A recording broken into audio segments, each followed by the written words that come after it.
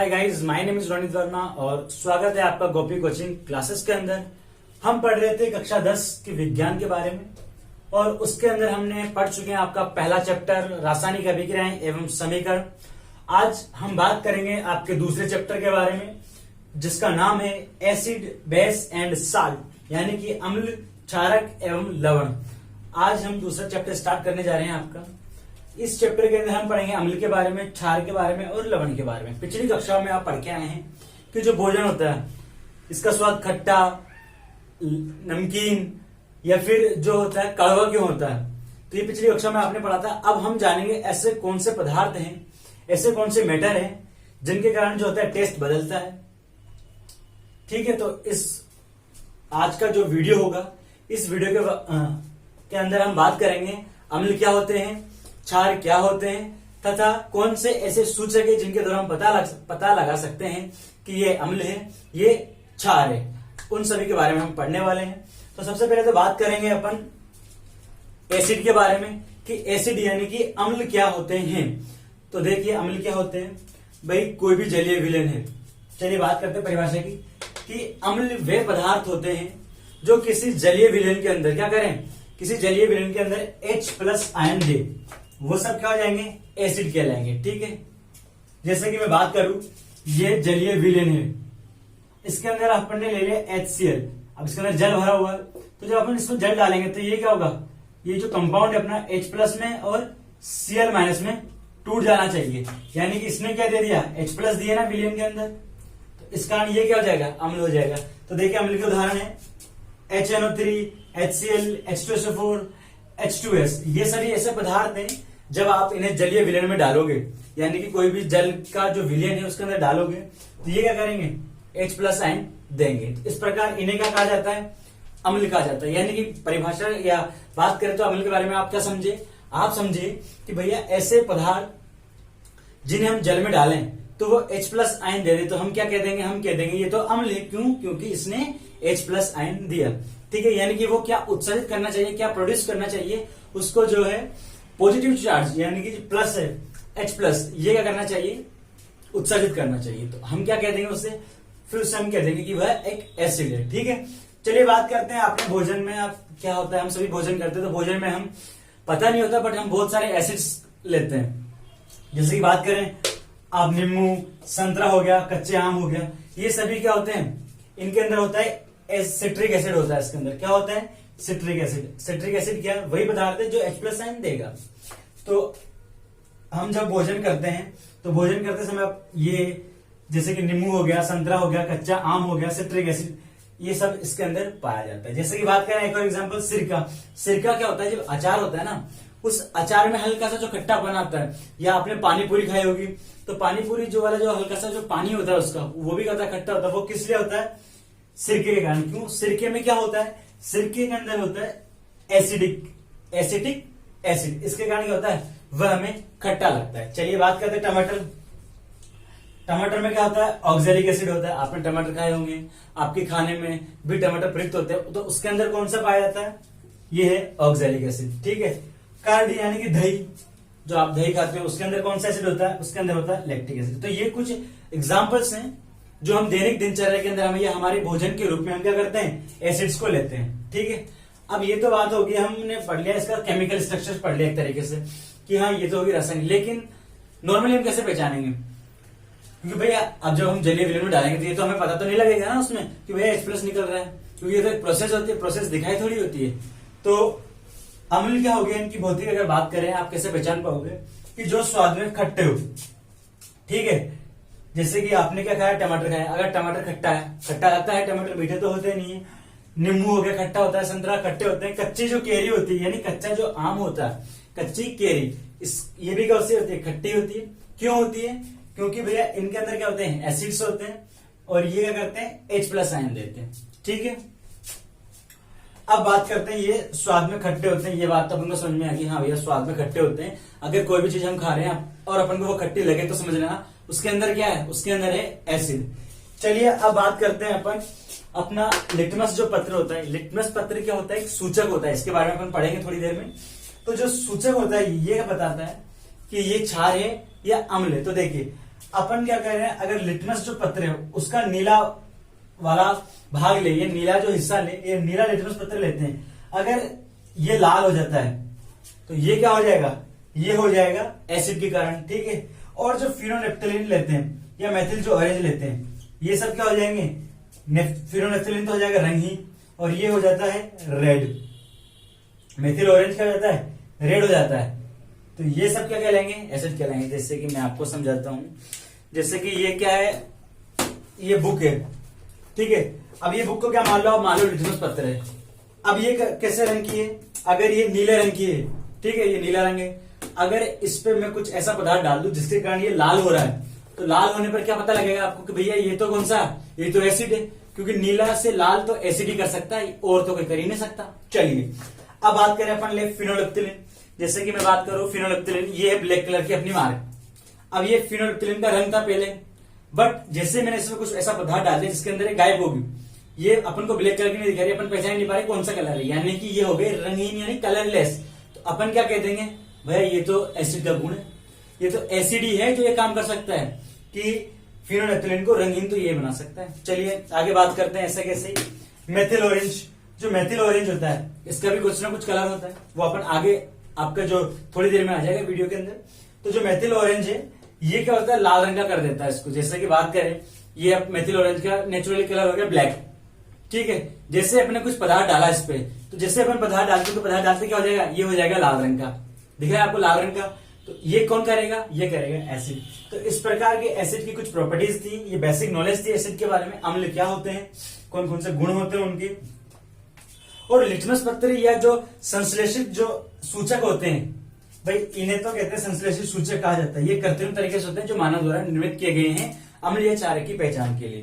तो ये अपन पढ़ चुके हैं एसिड के बारे में। चलिए अब अपना बात करते हैं क्षारक के बारे में या बेस के बारे में। देखिए, तो सबसे पहले तो बात करेंगे क्षारक क्या होते हैं। क्षारक वे पदार्थ होते हैं, ये वे मैटर होते हैं जो क्या करें, जो लिक्विड आपका जो सॉल्यूशन होगा, यानी कि जलीय जो विलेन होता है, एक्वस जो सॉल्यूशन होता है, इसके अंदर क्या करेंगे, ये OH- आयन का त्याग करेंगे या OH- उत्सर्जित करेंगे, OH- आयन प्रोड्यूस करेंगे, ठीक है।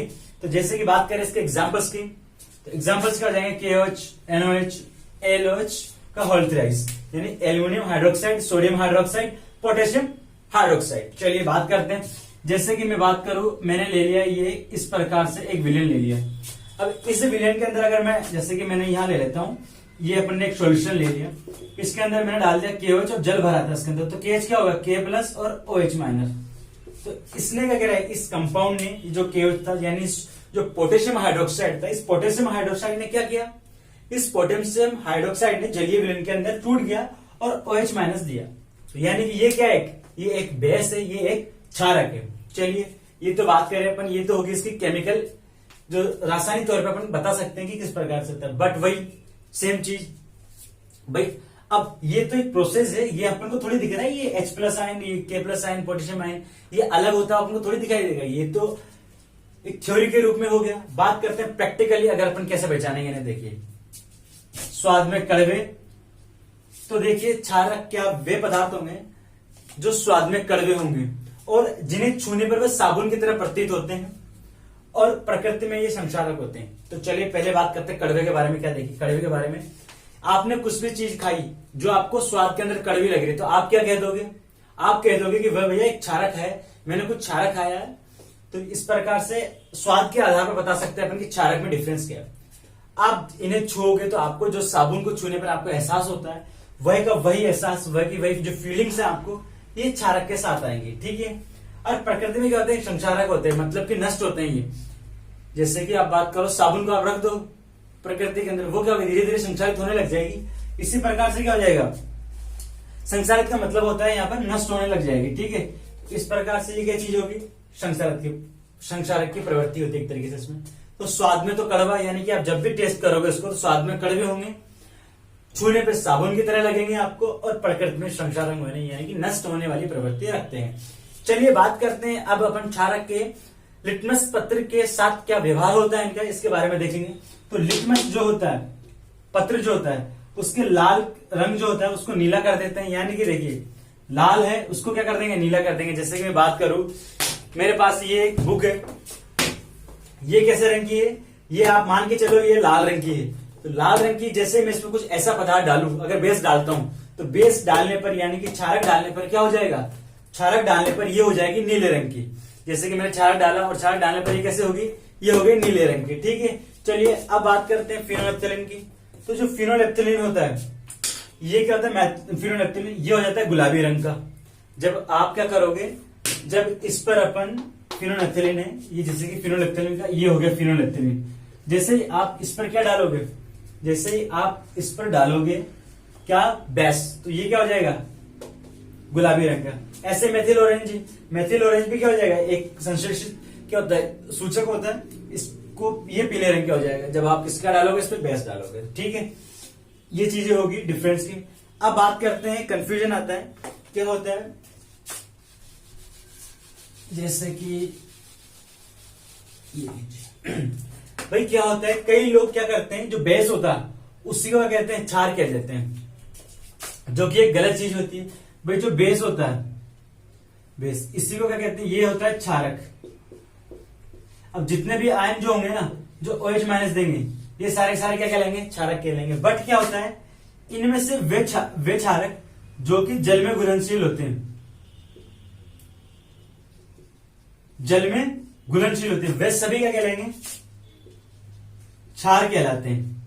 ठीक है, तो दोनों में डिफरेंस है। देखो भाई सभी जो क्षार होते हैं ये तो क्षारक हैं भाई, क्योंकि सभी क्षार तो OH माइनस देंगे और उन्हें क्षारक। बट क्या होता है, सभी जो क्षारक होते हैं ये क्षार नहीं होते, यानी कि सभी क्षारक क्या होते हैं, जितने भी बेस है वह सभी जल से क्रिया नहीं करते हैं। तो चलिए बात करते हैं अपन ऐसे एग्जांपल के देखते हैं, FeOH का होल थ्राइस और CuOH का होल ट्वाइस।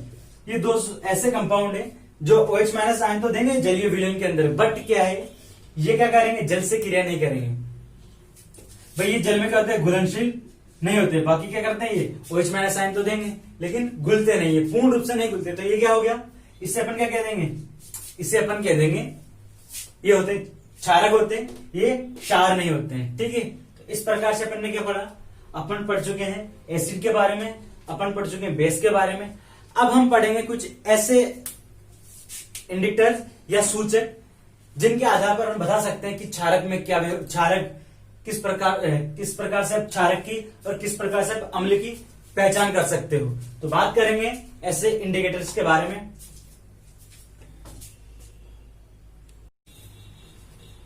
तो चलिए अब बात करते हैं सूचक के बारे में या इंडिकेटर के बारे में। इंडिकेटर के बारे में तो देखो, सूचक या जो फिर अपन कह सकते हैं इन्हें इंडिकेटर्स, ये ऐसे पदार्थ होते हैं जो हमें ये सूचना देते हैं कि ये अम्ल है या क्षार है।